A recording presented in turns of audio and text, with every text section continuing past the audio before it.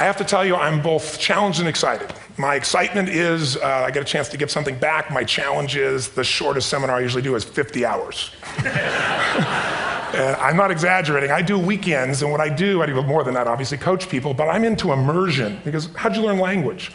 You didn't learn it by just learning principles. You got in it, and you did it so often that it became real. And the bottom line of why I'm here, besides being crazy mofo, is that I'm really in a position, I'm not here to motivate you, obviously. You don't need that. And a lot of times, that's what people think I do, and it's the furthest thing from it. What happens, though, is people say to me, well, I don't need any motivation. And I say, well, that's interesting. That's not what I do. I'm the why guy. I don't know why you do what you do. What is your motive for action? What is it that drives you in your life today, not 10 years ago, or are you running the same pattern? Because I believe that the invisible force of internal drive activated is the most important thing in the world. I'm here because I believe emotion is the force of life. All of us here have great minds. You know, most of us here have great minds, right? I don't know if I'm in the category, but we all know how to think. And with our minds, we can rationalize anything, we can make anything happen. We can, I agree with what was described a few days ago about this idea that people work in their self-interest, but we all know that that's bullshit at times. You don't work in your self-interest all the time. Because when emotion comes into it, the wiring changes in the way it functions. And so it's wonderful for us to think intellectually about how the life of the world is, and especially those who are very smart. We can play this game in our head, but I really want to know what's driving you. And what I'd like to maybe invite you to do by the end of this talk is explore where you are today for two reasons. One, so that you can contribute more. And two, so that hopefully we can not just understand other people more, but maybe appreciate them more and create the kinds of connections that can stop some of the challenges that we face in our society today. They're only going to get magnified by the very technology that's connecting us, because it's making us intersect. And that intersection doesn't always create the view of everybody now understands everybody and everybody appreciates everybody. So I've had an obsession basically for 30 years. And that obsession has been what makes the difference in the quality of people's lives? What makes a difference in their performance? Because that's what I got hired to do. I got to produce the result now. That's what I've done for 30 years. I get the phone call when the athlete is burning down on national television and they were ahead by 5 strokes and now they can't get back on the course. And I got to do something right now to get the result or nothing matters. I get the phone call when the child is going to commit suicide, and I got to do something right now. And in 29 years, I'm very grateful to tell you I've never lost one in 29 years. It doesn't mean I won't someday, but I haven't done it. And the reason is an understanding of these human needs that I want to talk to you about. So when I get those calls about performance, that's one thing, like how do you make a change? But also, I'm looking to see what is it that's shaping that person's ability to contribute, to do something beyond themselves. So maybe the real question is, you know, I look at life and say there's 2 master lessons. One is there's the science of achievement, which almost everyone in this room has mastered to an amazing extent. That's how do you take the invisible and make it visible, right? How do you take what you dream about and make it happen, whether it be your business, your contribution to society, money, whatever it is for you, your body, your family. But the other lesson of life that is rarely mastered is the art of fulfillment. Because science is easy, right? We know the rules, you write the code, you follow those, and you get the result. Once you know the game, you just, you up the ante, don't you? But when it comes to fulfillment, that's an art. And the reason is it's about appreciation and it's about contribution. You can only feel so much by yourself. So I've had an interesting laboratory to try to answer the question of the real question, which is what's the difference in somebody's life if you look at somebody like those people that you've given everything to, like all the resources they say they need. You gave them not a $100 computer, you gave them the best computer. You gave them love, you gave them joy, you were there to comfort them. And those people very often, and you know some of them I'm sure, end up the rest of their life with all this love, education, money, and background, spending their life going in and out of rehab. And then you meet people that have been through ultimate pain, psychologically, sexually, spiritually, emotionally abused, and not always, but often they become some of the people that contribute the most to society. So the question we got to ask ourselves really is, what is it? What is it that shapes us? And we live in a therapy culture. Most of us don't do that, but the culture is a therapy culture. And what I mean by that is the mindset that we are our past. And everybody in this room, you wouldn't be in this room if you bought that theory, but most of society thinks biography is destiny. The past equals the future. And of course it does if you live there. But what people in this room know, and what we have to remind ourselves though, because you can know something intellectually, you can know what to do and then not use it, not apply it. So really what we got to remind ourselves is decision is the ultimate power. That's what it really is. Now, when you ask people, have you failed to achieve something? How many have ever failed to achieve something significant in your life? Say, I. Thanks for the interaction on a high level there. But if you ask people, why didn't you achieve something? Somebody who's working for you, or a partner, or even yourself, and you failed to achieve a goal, what's the reason people say they failed to achieve? What do they tell you? didn't know enough, didn't have the knowledge, didn't have the money, didn't have the time, didn't have the technology. You know, I didn't have the right manager. Supreme Court. Didn't have the Supreme Court.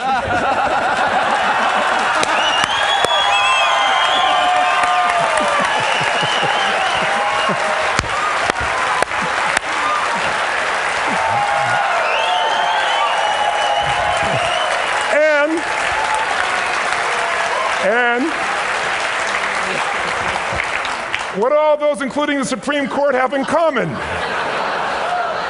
They are a claim to you missing resources. And they may be accurate. You may not have the money. You may not have the Supreme Court. But that is not the defining factor.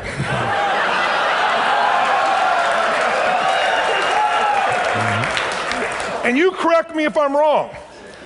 The defining factor is never resources, it's resourcefulness. And what I mean specifically, rather than just some phrase, is if you have emotion, human emotion, something that I experienced from you day before yesterday at a level that is as profound as I've ever experienced, and if you'd communicated with that emotion, I believe you would have beat his ass and won.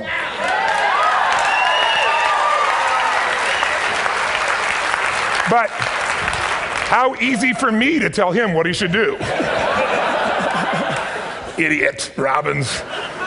But I know when we watched a debate at that time, there were emotions that blocked people's ability to get this man's intellect and capacity and the way they came across to some people in that day. Because I know people that wanted to vote in your direction and didn't, and I was upset.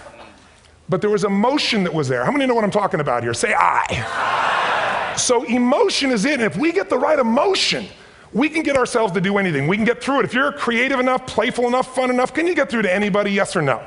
Yes. If you don't have the money, but you're creative or determined enough, you find the way. So this is the ultimate resource, but this is not the story that people tell us, right? The story people tell us is a bunch of different stories. They tell us we don't have the resources, but ultimately, if you take a look here, flip it up if you would.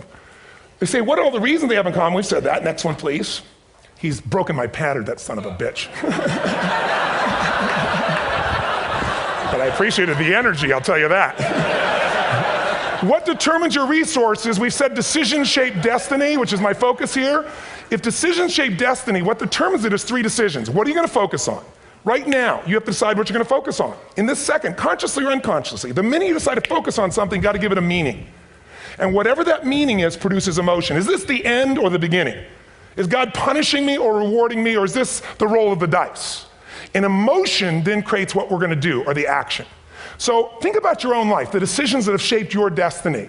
And that sounds really heavy, but in the last 5 or 10 years, 15 years, haven't there been some decisions you've made that if you made a different decision, your life would be completely different?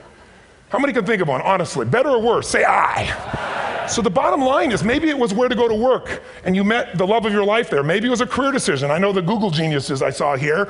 I mean, I understand that their decision was to sell their technology at first. What if they made that decision versus to build their own culture? How would the world be different? How would their lives be different? Their impact. The history of our world is these decisions. When a woman stands up and says, no, I won't go to the back of the bus, she didn't just affect her life. That decision shaped our culture. Or someone standing in front of a tank.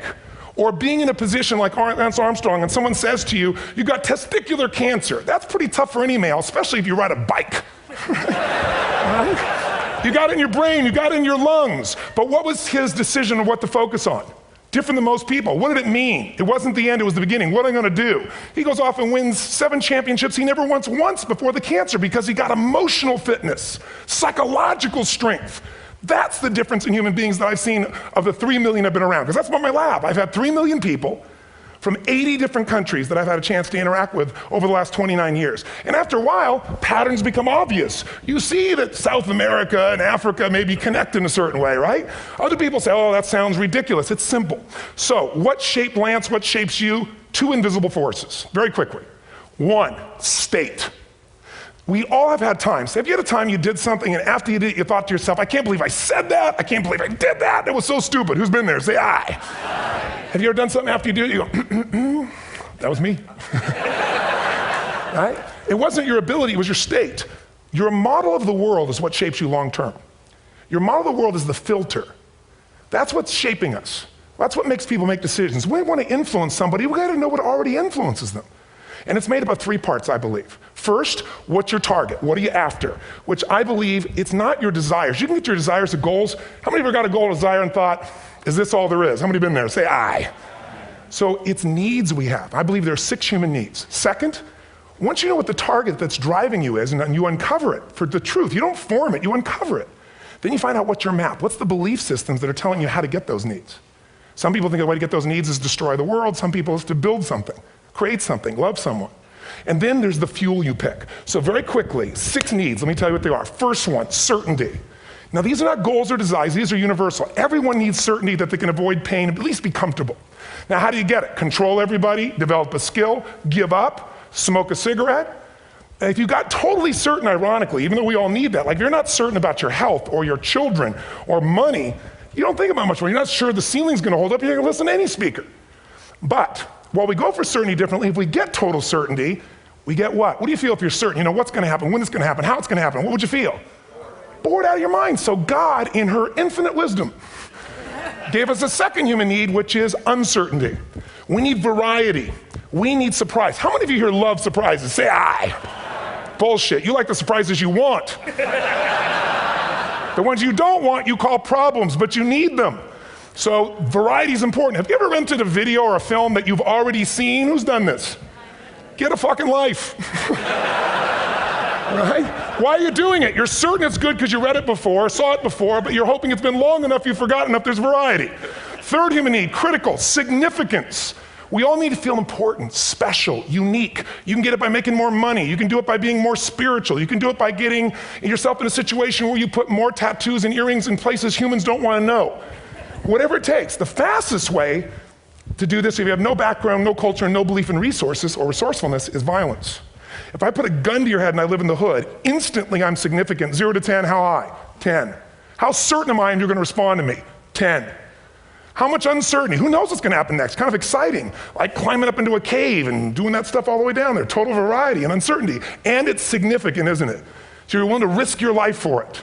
So that's why violence has always been around and will be around unless we have a consciousness change as a species. Now you can get significance a million ways, but to be significant, you gotta be unique and different. Here's what we really need. Connection and love, fourth need. We all want it. Most people settle for connection because love's too scary. Don't want to get hurt. Who here has ever been hurt in an intimate relationship? Say aye. If you don't raise your hand, you'll have that other shit too, come on. And you're gonna get hurt again. Aren't you glad you came to this positive visit? But here's what's true, we need it. We can do it through intimacy, through friendship, through prayer, through walking in nature. If nothing else works for you, get a dog. Don't get a cat, get a dog, because if you leave for 2 minutes, it's like you've been gone for 6 months when you show back up again 5 minutes later, right? Now these first 4 needs, every human finds a way to meet. Even if you lie to yourself, even if you have split personalities. But the last 2 needs, the first 4 needs are called the needs of the personality, is what I call it. The last 2 are the needs of the spirit. And this is where fulfillment comes. You won't get fulfillment from the first 4. You'll figure a way, smoke, drink, do whatever, meet the first 4. But the last 2, number 5, you must grow. We all know the answer here. If you don't grow, you what? If a relationship's not growing, if a business is not growing, if you're not growing, it doesn't matter how much money you have, how many friends you have, how many people love you, you feel like hell. And the reason we grow, I believe, is so we have something to give of value. Because the 6th need is to contribute beyond ourselves. Because we all know, corny as it sounds, the secret of living is giving. We all know life's not about me, it's about we. This culture knows that, this room knows that. And it's exciting. When you see Nicholas up here talking about his $100 computer, the most passionate, exciting thing is here's a genius, but he's got a calling now. You can feel the difference in him, and it's beautiful. And that calling can touch other people. In my own life, my life was touched because when I was 11 years old, Thanksgiving, no money, no food, and we're not gonna starve, but my father was totally messed up. My mom was letting him know how bad he messed up. And somebody came to the door and delivered food. My father made 3 decisions. I know what they were briefly. His focus was, this is charity. What does it mean? I'm worthless. What do I gotta do? Leave my family, which he did. At the time, one of the most painful experiences of life. My 3 decisions gave me a different path. I said, focus on, there's food, what a concept. You know? Second, but this is what changed my life. This is what shaped me as a human being. Somebody's gift, I don't even know who it is. I thought, my father always said, no one gives a shit. And all of a sudden, somebody I don't know, they're not asking for it, this is giving our family food, looking out for us. It made me believe this. What does it mean? That strangers care. And what that made me decide is if strangers care about me and my family, I care about them. What am I gonna do? I'm gonna do something to make a difference. So when I was 17, I went out one day on Thanksgiving. It was my target for years, have enough money to feed 2 families. Most fun thing I ever did in my life, most moving. Then next year I did 4, and I didn't tell anybody what I was doing. Next year, 8. I wasn't doing it for brownie points, but after 8, I thought, shit, I could use some help. So sure enough, I went out, and what did I do? I got my friends involved, and I grew companies, and then I got 11 companies, and I built a foundation. Now, 18 years later, I'm proud to tell you, last year we fed 2 million people in 35 countries through our foundation, all during the holidays, Thanksgiving, Christmas, in all the different countries around the world. It's been fantastic. Thank you. So I don't tell you that to brag, I tell you because I'm proud of human beings because they get excited to contribute once they've had the chance to experience it, not talk about it. So finally, I'm about out of time, the target that shapes you, here's what's different about people. We have the same needs, but are you a certainty freak? Is that what you value most, or uncertainty? This man here couldn't be a certainty freak if he climbed through those caves. Are you driven by significance or love? We all need all 6, but whatever your lead system is tilts you in a different direction. And as you move in a direction, you have a destination or destiny. The second piece is the map. Think of that as the operating system tells you how to get there. And some people's map is, I'm gonna save lives even if I die for other people, and they're a fireman, somebody else says, I'm gonna kill people to do it. They're trying to meet the same needs of significance, right? They want to honor God or honor their family, but they have a different map. And there are 7 different beliefs. I can't go through them because I'm done. The last piece is emotion. I say one of the parts of the map is like time. Some people's idea of a long time is 100 years. Somebody else says is 3 seconds, which is what I have. And the last one I've already mentioned that felt you. If you got a target and you got a map, and let's say, I can't use Google because I love maps, and they haven't made it good for Macs yet. So if you use MapQuest, how many have made this fatal mistake of using MapQuest at some time? You use this thing and you don't get there. Well, imagine if your beliefs guarantee you can never get to where you want to go. The last thing is emotion. Now here's what I'll tell you about emotion. There are 6,000 emotions that we all have words for in the English language, which is a linguistic representation, right? It changes by language. But if your dominant emotions, if I have more time, I have 20,000 people or 1,000, and I have them write down all the emotions that they experience in an average week. And I give them as long as they need. And on one side, they write empowering emotions, the other is disempowering. Guess how many emotions people experience? Less than 12. And half of those make them feel like shit. So they got 5 or 6 good frickin' feelings, right? It's like they feel happy, happy, excited, oh shit, frustrated, overwhelmed, depressed. How many of you know somebody who no matter what happens finds a way to get pissed off? How many know somebody like this? Or no matter what happens, they find a way to be happy or excited. How many know somebody like this? Come on. When 9/11 happened, and I'll finish with this, I was in Hawaii.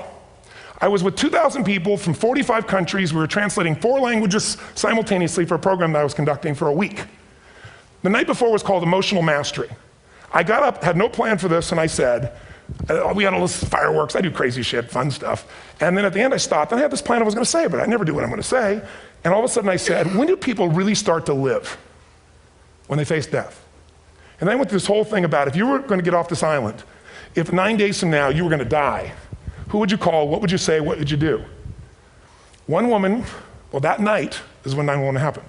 One woman had come to the seminar, and when she came there, her previous boyfriend had been kidnapped and murdered. Her friend, or her new boyfriend, wanted to marry her, and she said no. He said, if you leave and go to that Hawaii thing, it's over with us. She said, it's over. When I finished that night, she called him and left a message, true story, at the top of the World Trade Center where he worked, saying, honey, I love you. I just want you to know, I want to marry you. It was stupid of me. She was asleep, because it was 3 a.m. for us, when he called her back from the top and said, honey, I can't tell you what this means. He said, I don't know how to tell you this, but you give me the greatest gift, because I'm going to die. And she played the recording for us in the room. She was on Larry King later. And he said, you're probably wondering how on earth this could happen to you twice. And he said, all I can say to you is, this must be God's message to you, honey. From now on, every day, give your all, love your all. Don't let anything ever stop you. She finishes, and a man stands up and he says, I'm from Pakistan, I'm a Muslim. I'd love to hold your hand and say I'm sorry, but frankly, this is retribution. I can't tell you the rest because I'm out of time.